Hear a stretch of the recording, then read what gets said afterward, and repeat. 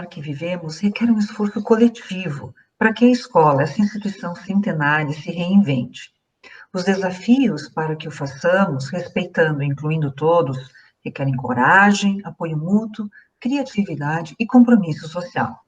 É para isso que criamos esse canal, para conversarmos com você, professor, gestor, coordenador pedagógico.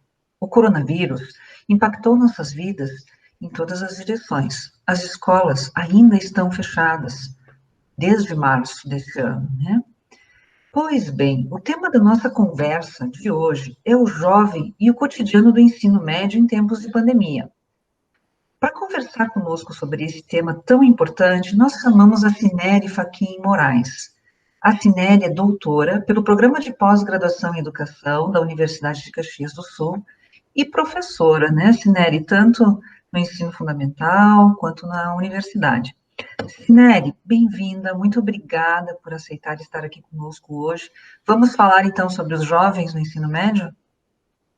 Olá, vamos sim, Cláudia.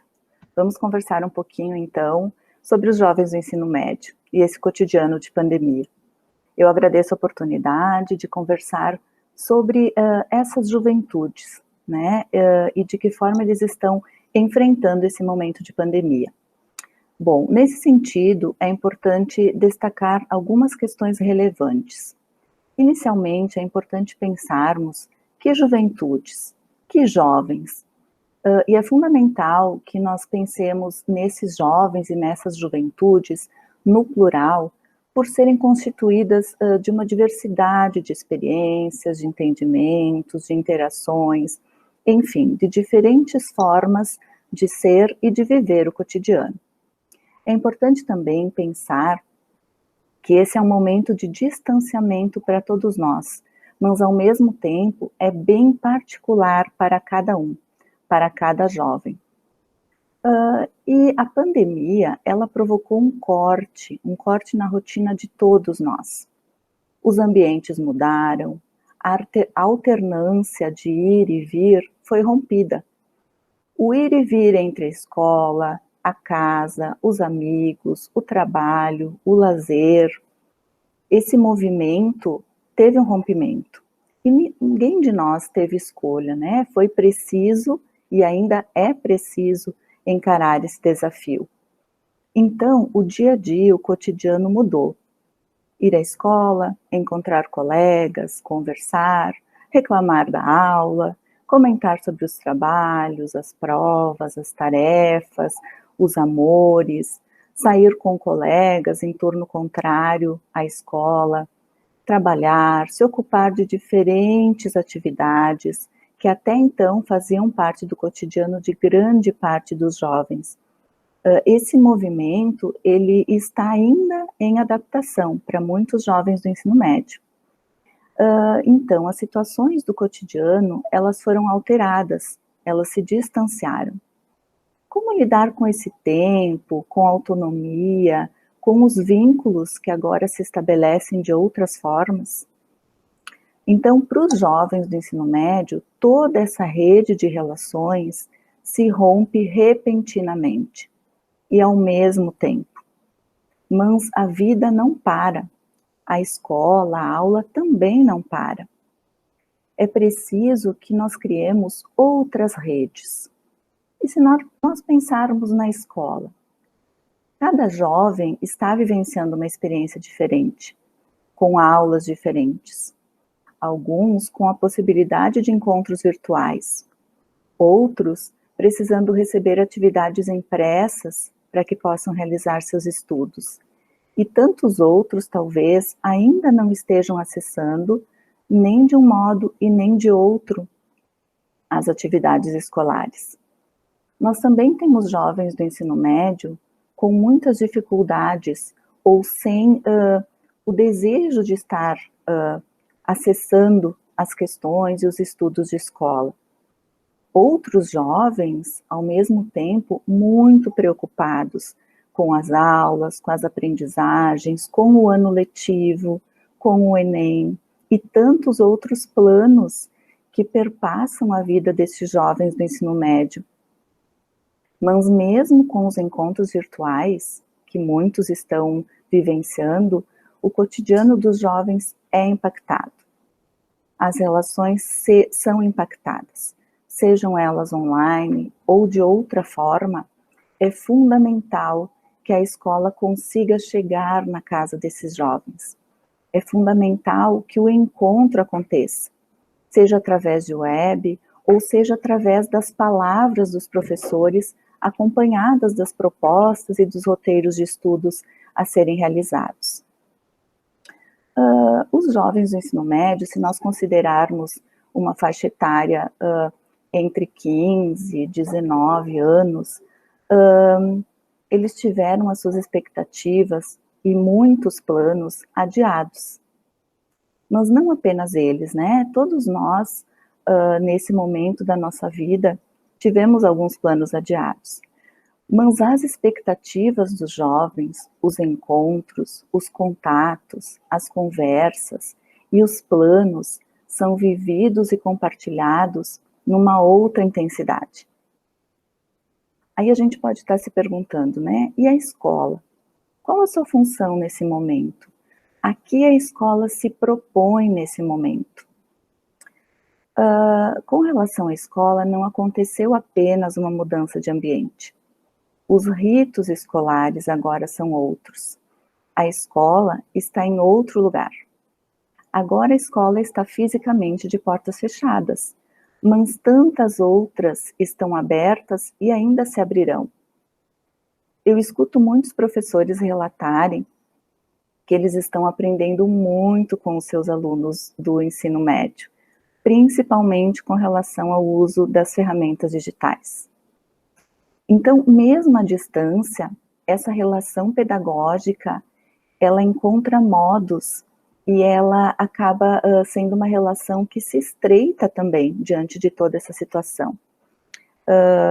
É um momento em que a questão humanitária é muito importante. A insegurança também é um sentimento comum a todos, né? E como a gente pode pensar em estar contribuindo, em estar ajudando esses jovens? Com relação aos jovens do ensino médio, então é fundamental que a gente possa realizar a escuta, né? Que a gente possa ajudar esses jovens através da escuta. Porque a aula agora é outra, as preocupações são outras, a rotina é outra, e nesse sentido é necessário que seja criada uma nova rotina. A gente sabe também que o direito à educação, ele é assegurado pela legislação, né? Mas até que ponto, de fato, esse acesso à escola está acontecendo? Então, a gente sabe que, diante da pandemia, o distanciamento, essa polaridade, ela se acentua, né? A desigualdade também se acentua.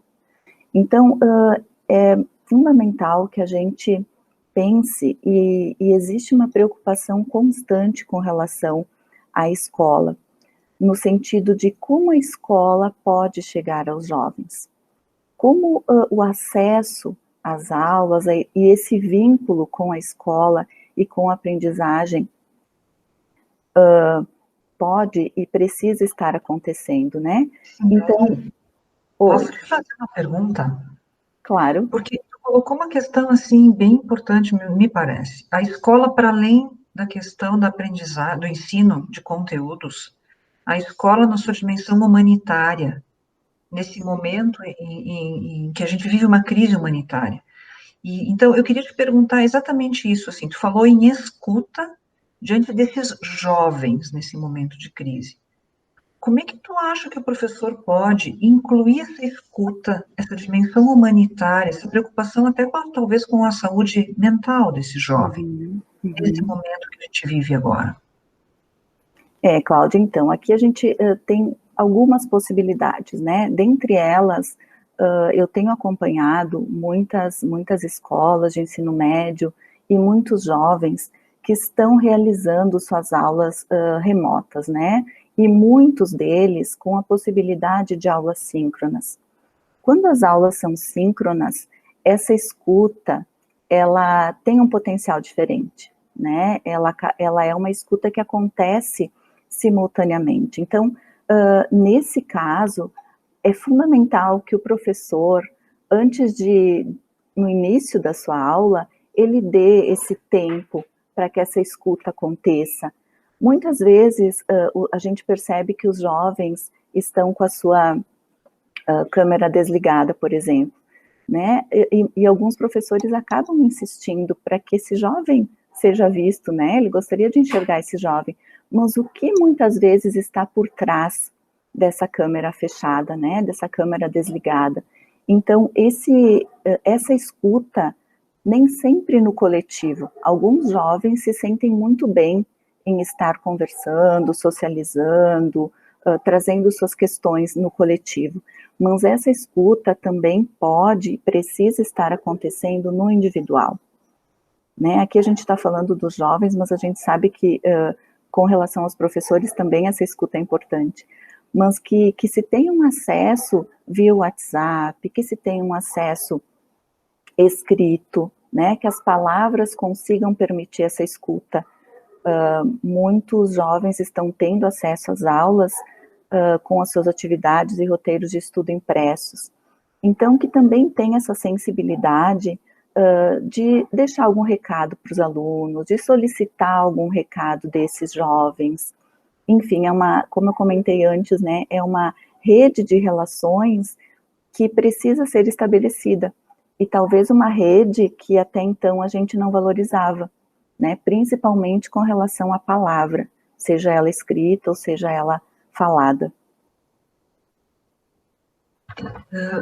Eu gosto muito, assim, de pensar nesse potencial que nós temos através da palavra, seja escrita, seja falada, e do potencial que a escola e o professor têm na vida de um jovem, né? De um jovem que muitas vezes está numa realidade difícil com a sua família, em isolamento, com muito pouco contato social, e como tu disse, repentinamente ele está imerso de forma tão intensa só nesse cotidiano familiar, e a escola era muitas vezes esse espaço de respiro, de troca, de estar entre os seus pares e de estar com adultos, professores, que representam papéis e permitem identificações diferentes daquelas que ele encontra em casa, onde ele pode ser reconhecido com um olhar diferente. Isso também se rompeu. Então, tu trazes, me parece, uma possibilidade importante para os professores, que trabalhem esse olhar e essa escuta com os recursos que nós temos agora disponíveis, mas que trabalhem nisso, que permitam esse espaço. Acho isso muito importante nesse período. Agradeço essas palavras. Estamos agora quase encerrando, talvez queiras apontar mais alguma questão, Sineri, para esse nosso diálogo? Então, eu trago outras questões para a gente pensar, então, né, principalmente com essa questão da relação, né, do papel social da escola, que agora se acentua muito mais. Então, de nós pensarmos, como será que está a rotina desses jovens? Né? O que o cotidiano está nos mostrando? E, ao mesmo tempo, será que nós estamos atentos ao que o cotidiano quer nos mostrar? Como esse diálogo está sendo mantido com os jovens? Muitas vezes é importante até fazer uma ligação, né? A gente acaba utilizando outros meios de comunicação e deixa o telefonema, a ligação de lado. Então, é um papel fundamental da escola também esse acesso via telefone, via uma ligação. Com quem será que esses jovens estão dividindo as suas preocupações, as suas angústias, para além das questões escolares, como nós conversávamos? E muitos desses jovens, a gente sabe que eles encontram na relação pedagógica com a professora, muitas vezes com outros profissionais da escola, alguém também com quem ele possa contar no dia a dia. E agora, nesse período, então, é fundamental que se encontrem outros modos de vínculos. E a gente sabe também que tantas outras aprendizagens estão acontecendo nesse momento, né? Tantas outras potencialidades que até então estavam encobertas na nossa rotina dita normal, agora elas estão aparecendo e brotando desse cotidiano. Então, a gente vê aí uma potencialidade de, inclusive, jovens pequenos empreendedores, tomando e buscando outras soluções, novas oportunidades que geram novas aprendizagens. Então, os desafios são imensos, mas é importante que a gente deixe registrado aqui que hoje a escola, os professores e os jovens, eles estão vivendo um novo modo de ser escola e um novo modo de ser estudante, mas principalmente de cuidado com o ser humano. Então, eu acho bastante importante a gente pensar que as práticas de aula, as práticas de estudo e de vida estão bastante próximas no momento em que uns entram na casa dos outros, né? Então, eu esqueci que nesse tempo de distanciamento social, a gente possa ser protagonista, principalmente na busca por saídas humanitárias. Sineli, eu tenho que te agradecer muito por esse momento, essa reflexão. Espero que possamos ter outras oportunidades de voltar a tocar nessa questão dos jovens, né?